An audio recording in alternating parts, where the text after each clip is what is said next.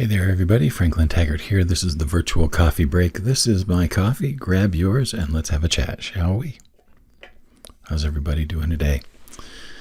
I'm feeling pretty good. It's a Tuesday here in Colorado, and it's been a pretty nice day. We're about ready to get some cooler fall weather rolling in here the next few days, and I'm excited about that. I love fall. Flannels are us. In any case, the thing that is on my mind today is strategic volunteering. I get asked probably, 4 or 5 times a week, if not more, how to meet people who are not, attending networking meetings and who are not, not really doing the same kind of hustle that many of the solopreneurs and entrepreneurs and independent, self-employed people are doing. How do you meet the people that you need to meet, and how do you form the relationships?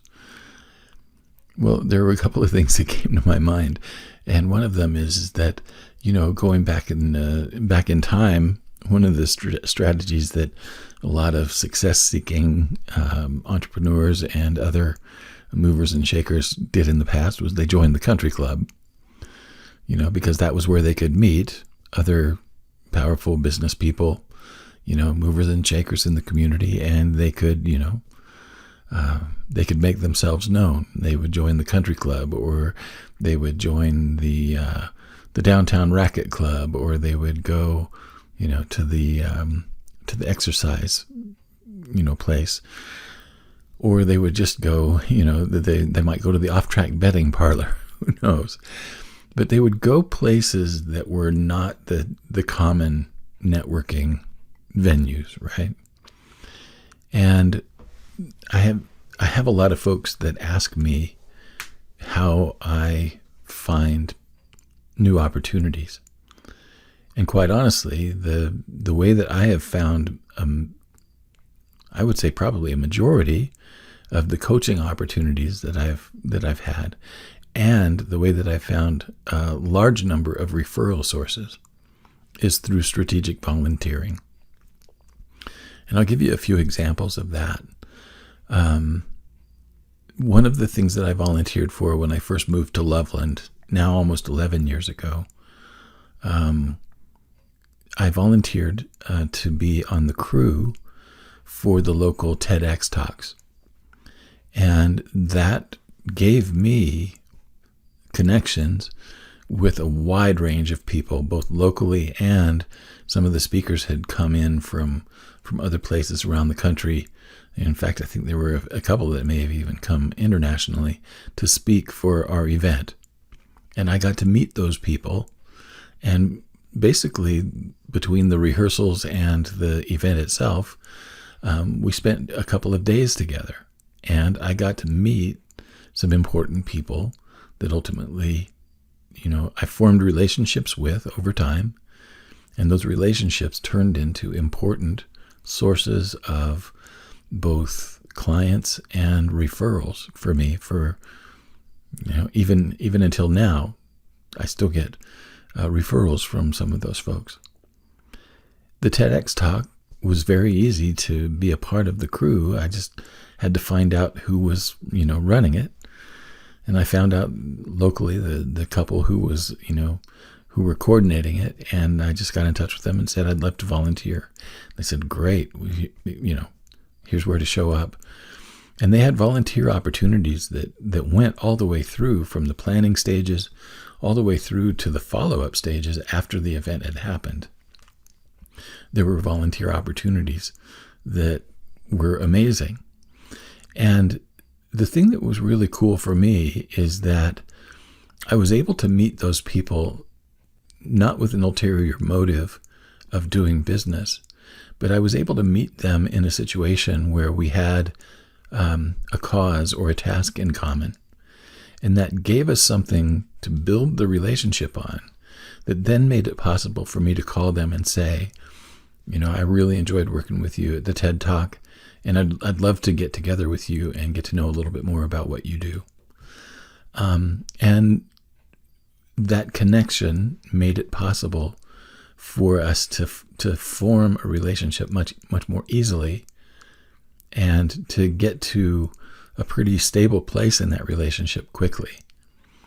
Another example that I like to use for volunteering is I haven't done it in a few years, but years ago I volunteered for Habitat for Humanity. And the thing that was really interesting is that the crew that showed up for Habitat were people that were like corporate executives. I remember one crew that I was on in Indiana was made up primarily of one group of people from one company who came together, and this was their service project. And I got to meet all of them right there. Habitat for Humanity was one of the projects that wherever I went, there was a Habitat chapter that was active. And so I've seen Habitat in every area that I've lived, from starting in Indiana, and then in Nashville, and then in the Washington, D.C. area. Now, I haven't done any building volunteering here, but I've been connected with the Habitat group here in Colorado, helping them with social media and things like that. There are opportunities to volunteer for these organizations, and I've been amazed at who I meet through these volunteer opportunities. Like I said, I've met CEOs, I've met team leaders, I've met actual work teams, and I've met very influential people in different industries, and it all just started with being connected through the volunteer experience. Now, I'm going to give you one more volunteer experience that I found to be a very useful one, and that is singing in the choir at church. Now, you might want to not do this if you have a horrible voice, but one of the things that I found was that in the church that I was attending, this was several years ago, the church that I was attending, there were some people there that were very influential in the area where I was working. At that time, I was working in music. And these folks were connected to music projects, music bands, recording studios, performing opportunities, and things like that. And through volunteering and singing in the church choir, I formed relationships that I was able to actually then turn into opportunities to perform, opportunities to write music together and to record. I got hired for recording sessions.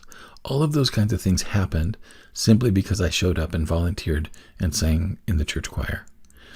So what I'm going to suggest to you is that if you are really having a difficult time meeting people who you want to meet, why don't you start with identifying some volunteer opportunities where the types of people that you want to meet are involved? Now, one of the things that you can look at on LinkedIn is that very often people will list the volunteer experiences that they have. Start there. See where they are volunteering, and then see if there are any opportunities for you to go there. Now, the other thing that I always talk about, I think I made another video about this not too long ago, about we need to remember that one of the most significant influences is the person who influences behind the scenes, not on the stage. The person who influences behind the scenes is the person who shows up for all the planning meetings, the person who shows up for all of the organizational types of events. They're the person who shows up when it's time to stuff envelopes. They're the person who shows up when it's time to, to put out the food and wash the dishes. They are making important connections through that opportunity. And the thing that we need to understand is that they are recognized for their influence by other people who are involved in that. We don't have to be the one on stage in order to be an influencer. You can influence from behind the scenes. And I'm going to encourage you that if you're having a difficult time meeting the right people for the opportunities that you want, start with volunteering and see where it can take you, right? So those are my thoughts for today. I hope wherever it is and whatever you're doing, I hope that you're having a good one. And I always appreciate your time and your attention. I'll be back again tomorrow with another coffee break. Thanks again. So long.